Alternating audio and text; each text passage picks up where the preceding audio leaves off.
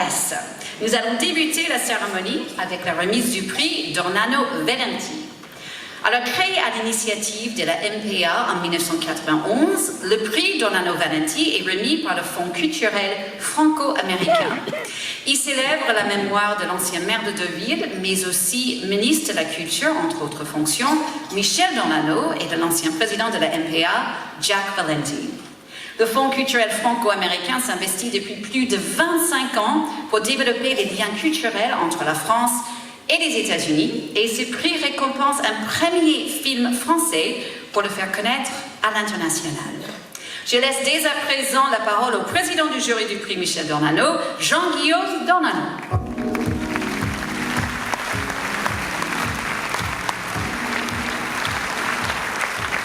Bonsoir. Jenny a presque tout dit, mais je vais faire un peu de redite. Depuis 1992, donc créé à l'initiative des majors américains, le prix Dornano Valenti récompense le meilleur premier film français afin de le faire rayonner en France et à l'international. Le prix est soutenu par le Fonds culturel franco-américain, qui est la réunion des guildes américaines de réalisateurs, la DGA, de scénaristes, WGA, et des studios d'Hollywood. La MPA, c'est la Société des auteurs, compositeurs et éditeurs de musique, la SACEM française. Vous le savez, une grève paralyse en ce moment toute l'industrie du cinéma aux États-Unis.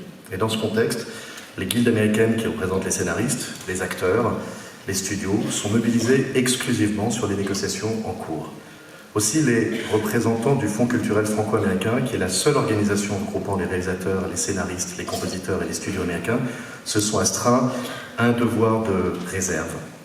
C'est la raison pour laquelle, à titre exceptionnel, et c'est la première fois depuis 14 ans, je remets ce prix sans représentant du Fonds. Mais je voudrais toutefois saluer la présence avec nous dans la salle de Cécile Rapp-Weber, qui en est la présidente et qui accompagne au titre de la SACEM les compositeurs de la sélection Fenêtre sur le cinéma français.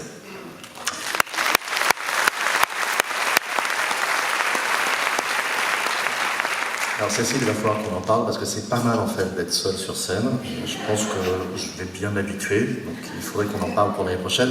Mais surtout, ça me donne les 2 minutes supplémentaires que Bruno Bard ne m'aurait jamais accordé, et puis ça va faire plaisir à ma mère pour faire un petit clin d'œil à Jack Valenti et Michel Dornano à qui ce prix rend hommage.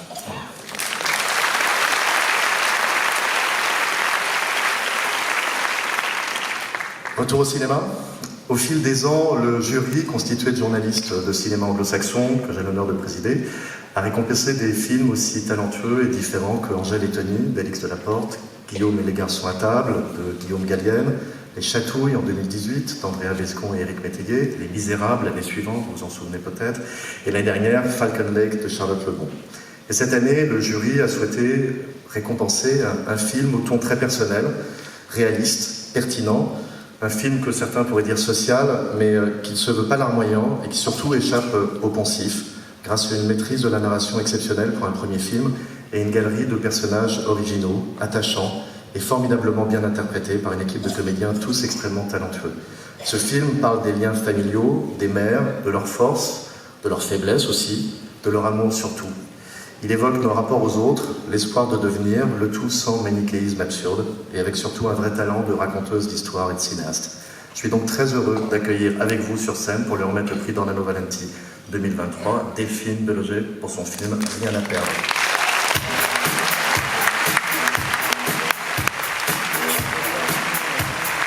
Mesdames et messieurs, veuillez accueillir Delphine Deloger.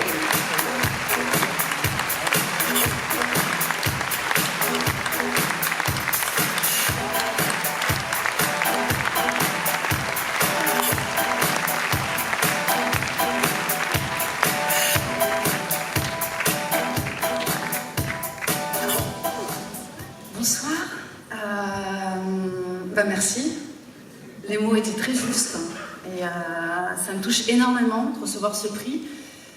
D'autant plus ici, devant ce parterre de talents. Effectivement, c'est un film qui raconte une femme prise dans une machine infernale, administrative et judiciaire.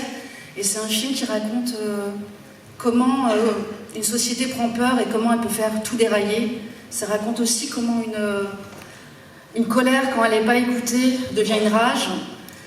Et voilà, c'est un film qui m'a pris beaucoup d'années à fabriquer. Et c'est un film qui existe parce qu'il y a un producteur à un moment donné qui, un beau jour, a pris toute son énergie et l'a défendu. C'est Olivier Delbosque, que je remercie énormément.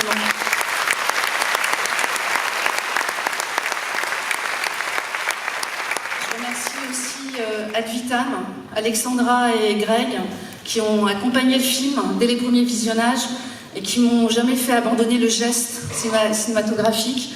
Et je me souviens de discussions qui m'ont vraiment enrichi. Et forcément, ce prix, je le partage avec les comédiens. Je pense à Virginie Efira, qui, en plus d'être une super fille, quelqu'un de vraiment bien, a accepté de partir comme ça sur un premier film un peu hasardeux sur le papier, et qui est en plus une immense comédienne.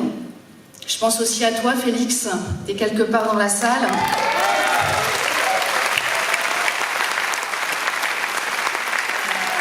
On parle beaucoup des